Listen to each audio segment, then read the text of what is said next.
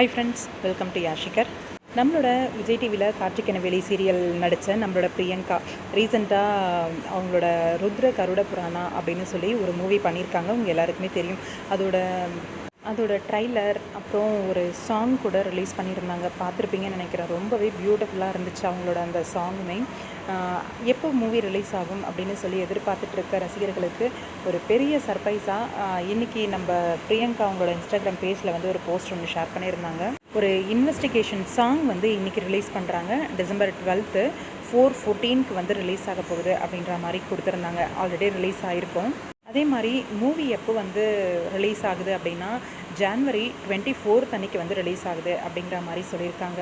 ரொம்பவே சந்தோஷமாக இருக்குது. ஜான்வரி 24 அன்றைக்கி நம்ம பிரியங்காவோட மூவி வந்து ரிலீஸ் ஆக போகுது அப்படிங்கிறத கேட்ட உடனே இது வரைக்கும் வெண்ணிலாவாக பார்த்து நம்ம ரசித்த நம்மளோட பிரியங்கா இப்போ இன்னொரு கேரக்டரில் வெள்ளித்திரையில் ரொம்பவே சூப்பராக நடிச்சிருக்காங்க. கன்னட மூவியாக இருந்தாலும் இது ரீமேக்காகவும் நிறைய லாங்குவேஜஸில் வந்து ரிலீஸ் ஆக போகுது அப்படின்ற மாதிரி தான் சொல்லியிருக்காங்க. இது நம்ம பிரியங்காவோட ரசிகர்கள் எல்லாருக்குமே ரொம்ப பெரிய ஒரு சந்தோஷத்தை கொடுத்துருக்கோம் அப்படின்னு நினைக்கிறேன். எனக்கு ரொம்ப ரொம்ப சந்தோஷம். பிரியங்கா அவங்களோட லைஃப்பில் ரொம்ப ரொம்ப பெருசாக வளர்ந்துட்டு வந்துட்டுருக்காங்க. கண்டிப்பாக இந்த வளர்ச்சி மென்மேலும் வளரணும், அவங்க மென்மேலும் சாதிக்கணும் அப்படின்னு சொல்லி என்னோட மனமார்ந்த வாழ்த்துக்களை வந்து சொல்லிக்கிறேன்.